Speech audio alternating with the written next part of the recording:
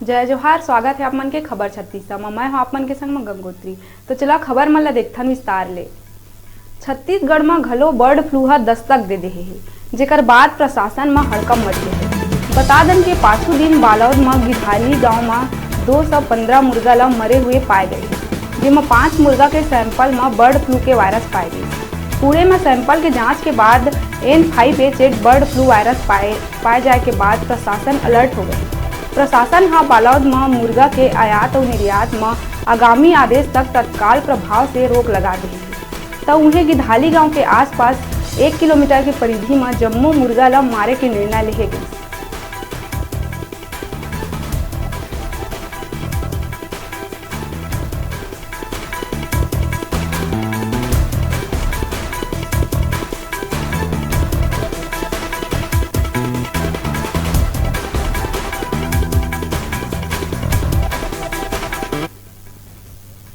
मस्तूरी थाना